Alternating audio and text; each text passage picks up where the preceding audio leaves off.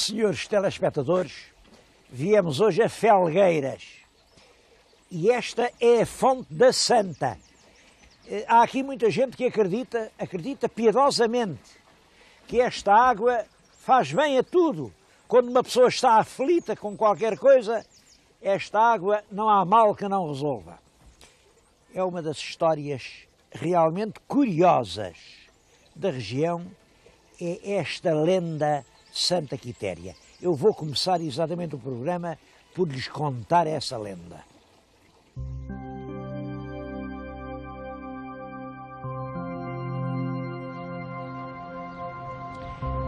Os senhores telespectadores ainda se lembram daquele programa que fizemos na Serra do Gerês? Aquela lenda das 9 irmãs? Bom, uns lembram, outros não, eu vou repetir o essencial. Era um rei mouro, um rei muito mau, andava na guerra e tinha uma esposa muito boa, mas não tinha filhos.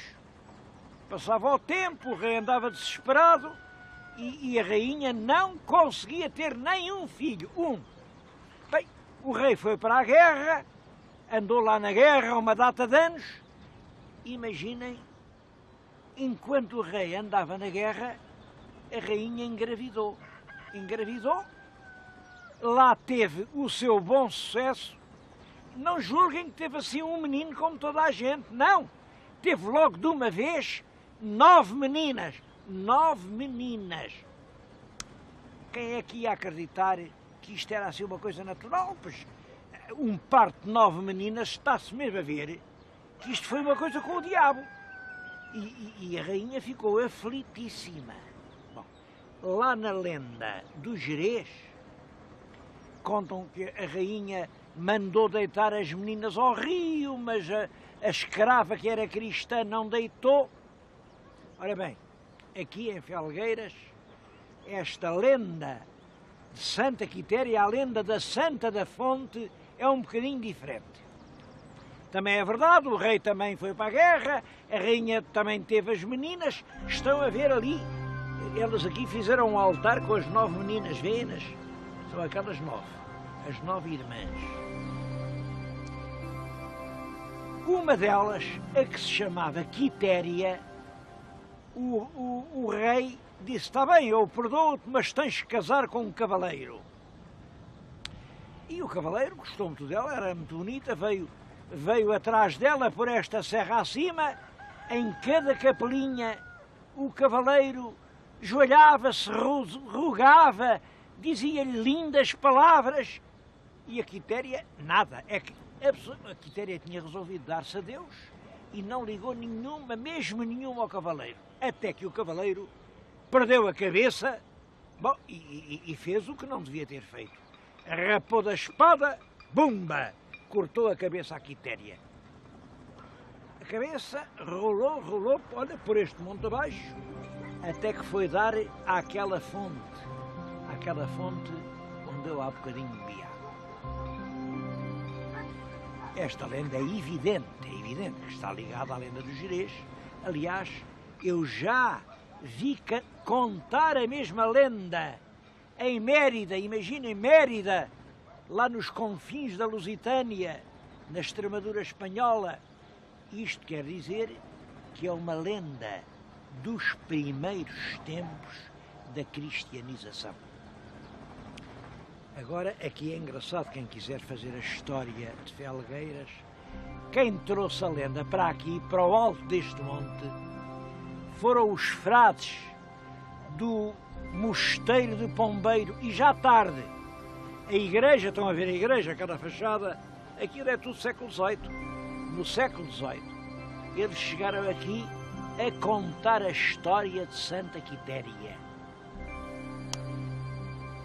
Mosteiro de Pombeiro, porque este monte, este em que lhes estou a falar, tinha pombas no tempo dos romanos e chamavam-lhe o Monte Palombario, o Monte das Pombas.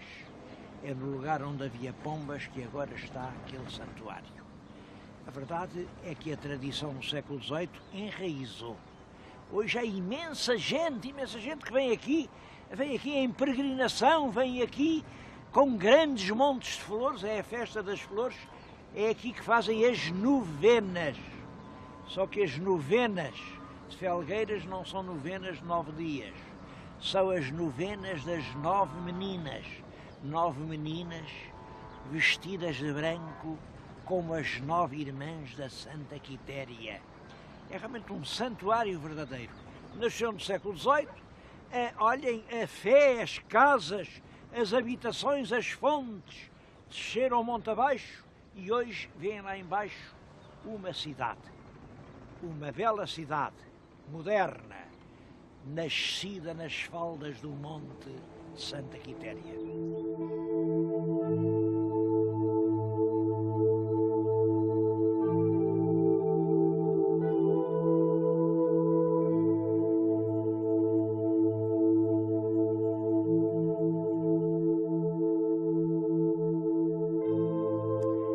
A igreja de Pombeiro é esta que está na nossa frente. Se o meu telespectador reparar bem, aquele pórtico ainda é românico. Românico quer dizer aquilo é do século XIII. O resto não, o resto já foi feito depois. Havia uma coisa para a qual gostava de lhe chamar a atenção. Quem quiser conhecer o românico tem que vir aqui a esta região do norte de Portugal. Aqui no próprio concelho de Felgueiras, onde estou, e é um concelho pequeno. Olhem esta igreja de Airães. É ainda uma igreja românica, é do século XIII.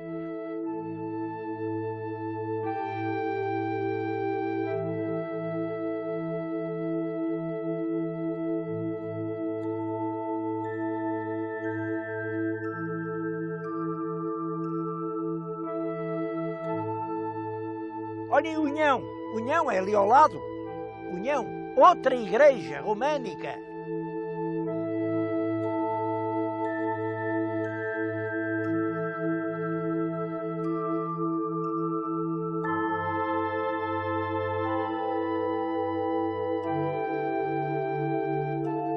E Sousa, a igreja de Sousa, das coisas mais importantes do românico em Portugal.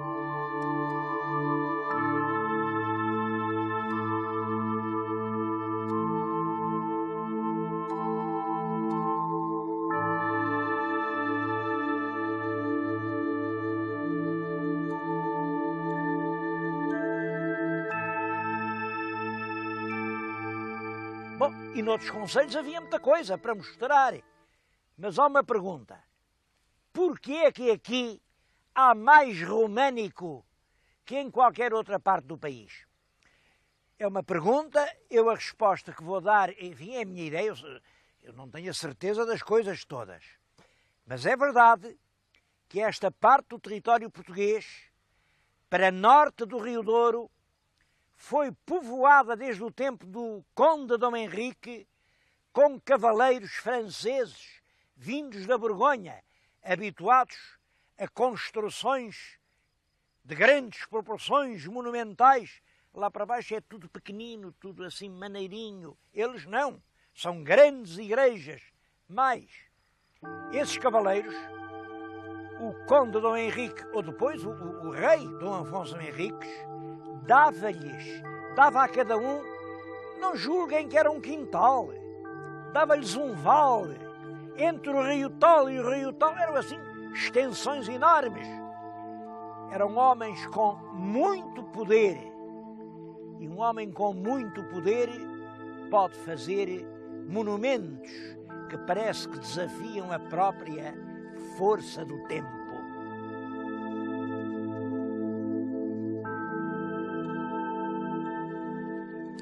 A propósito do Mosteiro de Pombeiro, eu queria fazer uma referência a um livro. É um livro que é realmente uma exceção em Portugal. É uma história do Mosteiro de Pombeiro, chama-se mesmo História do Mosteiro de Pombeiro, em banda desenhada, da autoria de José Rui, e conta-nos, é claro, com uma certa fantasia, é evidente, mas conta por imagens que são absolutamente capazes de atrair a atenção dos jovens a história do Mosteiro de Pombeiro. Eu tenho visto ultimamente tanta literatura publicada pelas autarquias, tanta coisa que é para ver de deitar fora, que quando vejo isto, não posso deixar de dizer muito bem. Este é o caminho certo. Se quisermos que os jovens das escolas se interessem e entendam o património que vem do passado, este é o caminho a seguir. Explicá-lo em termos que eles possam entender.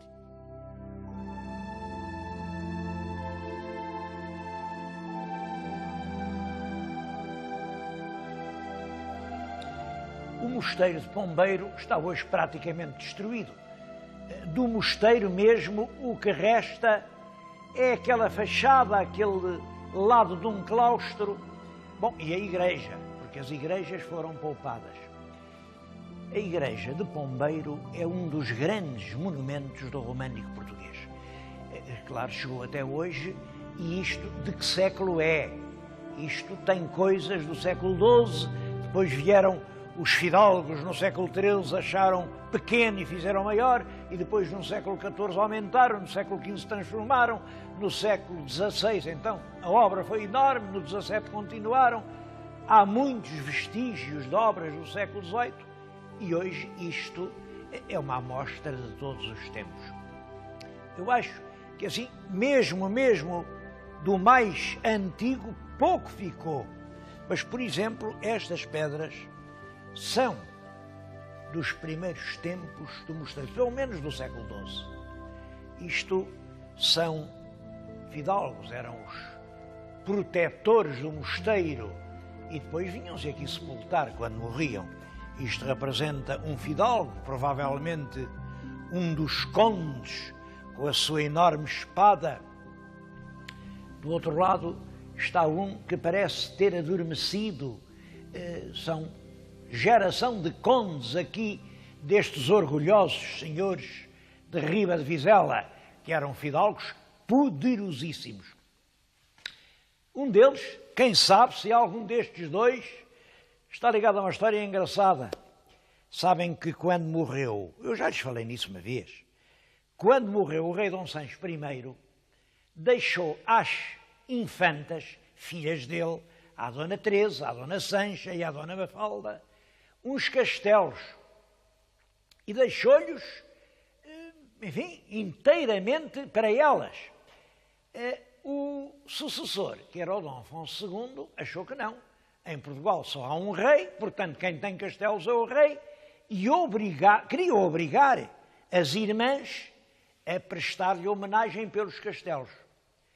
As irmãs não concordaram e isto provocou uma guerra prolongada, durou muitos anos. A guerra foi desde 1211, que é a data do rei Dom Sancho, até 1220, 9 anos de guerra a ensanguentar o país.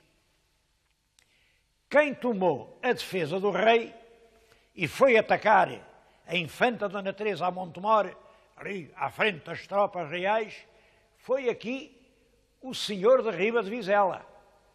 Mas quem saiu de lá, do castelo, a contra-atacá-lo, foi um fidalgo também daqui, um dos grandes senhores do Sousa, o Dom Gonçalo Mendes de Sousa. E o Dom Gonçalo pregou com o senhor de Riba de Vizela num charco, num pântano. Devo dizer que nessa altura o senhor de Riba de Vizela era a primeira figura da corte do rei Dom Afonso II. Ele meteu no charco e ele esteve ali muito tempo. Bom, a crónica até diz que esteve lá tanto tempo que as sanguessugas pegaram-se-lhe ao corpo todo e tiraram-lhe tanto sangue, que ele morreu. Isto não é verdade, porque a gente sabe que este fidalgo era vivo muito depois de 1220, que é a altura da paz, mas em todo caso, reparem, é a lenda a dizer isto. As sanguessugas a chupar o sangue ao ministro del Rei, porque já nessa altura as sanguessugas chupavam o sangue dos ministros, não é uma coisa só de agora. O mais engraçado é que o fidalgo que o atacou, o Dom Gonçalo Mendes de Sousa, também tem aqui uma igreja perto, é ele que está, mandou fazer, ou pelo menos contribuiu para as grandes obras da igreja de Paços de Sousa, também teve uma história extraordinária. Esse homem era senhor da Beatria de Amarante. Foi ele quem mandou fazer a ponte de Amarante. Era ele quem dava dota às moças para as moças casarem. Ele era amado pelo povo ao ponto de que, a certa altura, já nem diziam Dom Gonçalo, diziam São Gonçalo. Foi assim que surgiu o São Gonçalo de Amarante. Eu acho que isto, já uma vez o disse, isto não é diminuir o São Gonçalo. Pelo contrário, é um São Gonçalo eleito pelo próprio povo, assim como elegeram senhor da sua terra, elegeram-no para o pôr nos seus altares.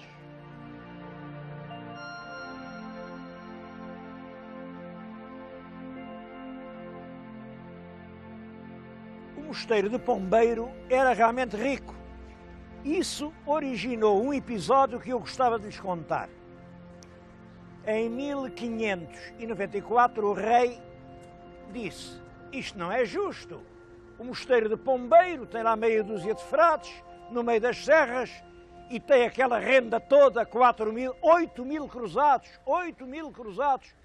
ao passo que em Belém os frades são muitos e não têm nada que se pareça com isso. Então fez uma lei. Essa renda divide-se ao meio.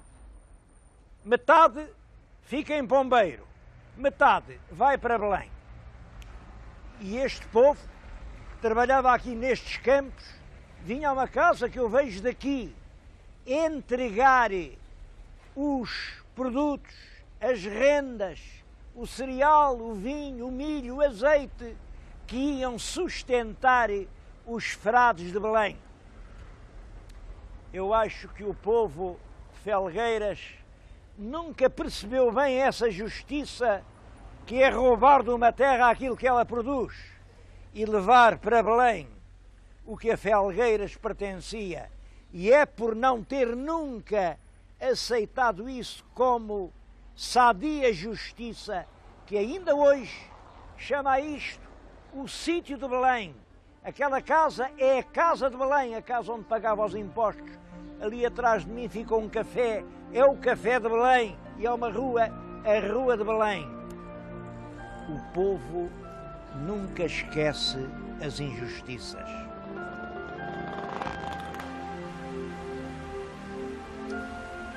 Felgueiras é uma cidade que se fez a si própria. Felgueiras pode dizer que não deve nada a ninguém. A própria palavra Felgueiras é curioso. Vem de um latim felgarias. Felgarias em latim significava uma terra coberta de fetos. Ainda hoje por aqui há fetos enormes. Ora bem, é uma terra com fetos, é uma terra com umidade, mas uma terra desértica. Ficava a meio caminho entre duas terras importantes, Guimarães, Amarante. Aqui está Felgueiras, sobre um rio, aliás, entre dois rios. Este é o Sousa e este é o Vizela. E quem queria ir de Guimarães a Amarante percorria um caminho excomungado, um caminho de serranias. Quando chegavam os carros aqui, já vinham meio escalavrados, e para isso havia oficinas para consertar os carros. Bom, mas muita gente, como calculam, toda a gente nessa altura não vinha de carro, vinha a pé e trazia as botas já feitas em pedaços. Também havia oficinas para consertar as botas dos viandantes. Eu acho que não me engano muito se disser que foi assim, que em cada freguesia, na dobra de cada monte, aí a toda a volta, nasceram lojas para fazer calçado. E hoje, Felgueiras é a capital do calçado em Portugal. Nós mal temos ideia da importância desta indústria, como as unidades instaladas não são assim gigantescas, não. Se eu lhes disser que aqui no concelho há 700 fábricas de calçado, 700, e que estão a fazer do melhor calçado do mundo. Quem quiser comprar desses sapatos não venha a Felgueiras, vá antes a Londres, vá a Paris, vá a Milão ou a Roma. Para lhes dar uma ideia da importância dessa indústria, devo-lhe dizer que todos os dias, mas todos os dias, se fabricam aqui perto de 200 mil pares de sapatos. 200 mil. O valor por ano é de cerca de 140 milhões de contos. Na indústria do calçado, aqui na cidade e nas aldeias à volta, porque isto está em todo o concelho, o que é sadio. Trabalham 18 mil pessoas. Isto é importante. É das mais prósperas indústrias do país. E quer dizer uma coisa, quer dizer organização, iniciativa, capacidade de modernização. Por agora, Portugal é o segundo produtor da Europa de calçado. O segundo. O primeiro, é claro, é a Itália. Só que um par de sapatos italianos tem um preço que é 4 ou 5 vezes um par de sapatos portugueses. Eu acho que isto é muito importante. Uma terra aqui posta nestes recôncavos dos montes, a consertar as botas esfarrapadas dos viandantes, acaba por conquistar o título de cidade e é hoje, com justos motivos, uma das mais progressivas cidades industriais portuguesas.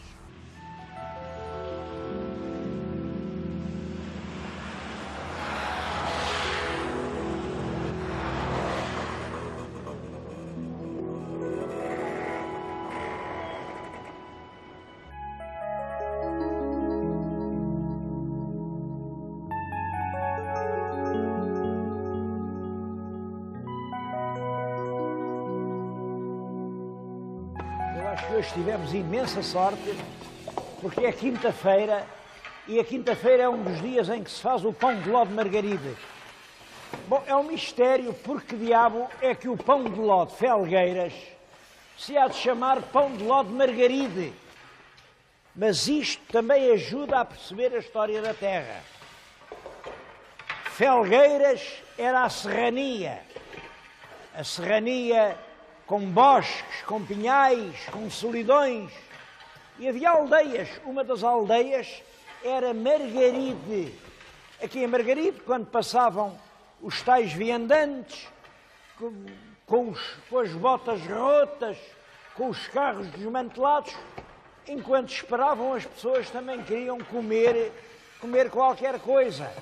Eu acho que foi realmente assim, destes viandantes que esperavam pelo dia seguinte, que surgiu esta obra-prima que é o pão de ló de Margaride. Penso que os meus telespectadores estão todos a ver, estamos diante do forno, acho que todos veem aqui uma data, 1730. 1730 é o reinado de Dom João V, é o tempo da imigração para o Brasil, é o tempo em que começa a haver dinheiro por estes sítios. E além, 1900. 1900 é já o início da civilização industrial em Portugal. É em 1900 que se faz este forno que permite trazer até à atualidade uma tradição culinária que vinha desde 1730. Eu não dou novidades a ninguém se lhes disser que o pão de ló de Margaride é uma das coisas mais famosas do norte de Portugal. Margaride, a aldeia que serviu de núcleo à atual cidade de Felgueiras. O pão de ló, acho que a gente vai poder prová-lo, é de facto uma maravilha. Dizem aqui que é uma receita dos velhos conventos. Eu não sei se isso não será lenda, a verdade é esta. Foi uma senhora, a senhora chamava-se, tem aqui as iniciais, Leonor Rosa da Silva. Tem aqui as iniciais e tem além um retrato. Era uma senhora de grande iniciativa e a Leonor Rosa da Silva ainda hoje está ligada a esta tradição. Eu acho que estes fabricantes, não sei se são netos, se bisnetos, se trinetos dela, mas isto é encorajante. Quando uma pessoa tem uma boa ideia, essa ideia continua pelo tempo fora.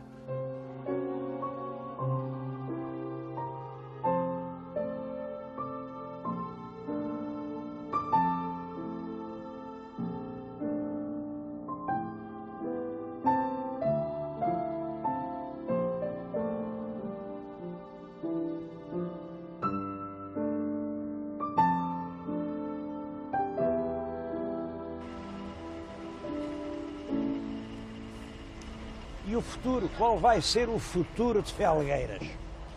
Eu estou-lhes a falar aqui, junto de um posto de informação ao cidadão que nos diz tudo sobre saúde, educação, vida cívica, habitação, fiscalidade. Reparem, bom, vou perguntar aqui qual é o futuro de Felgueiras.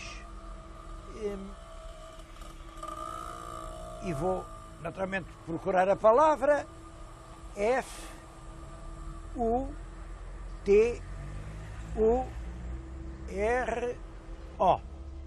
Bom, mas a máquina não tem tópicos sobre a palavra futuro. Não há máquina nenhuma que nos possa ensinar o futuro, porque o futuro está nas nossas mãos. E o futuro de Felgueiras, no fundo, é igual ao de todas as jovens cidades industriais. Se os empresários tiverem a coragem de reinvestir, de aperfeiçoar, de ser cada vez melhores e assim vencer a concorrência, não duvido que Felgueiras tem um grande caminho à sua frente. É claro, se acontecesse que os empresários, com o que ganham agora, põem-se a comprar vivendas e piscinas e Ferraris e deixam-se atrasar, nessa altura, naturalmente, que não têm futuro. Mas nisso, o destino de Felgueiras não é diferente do das outras cidades. É igual ao destino de todos nós.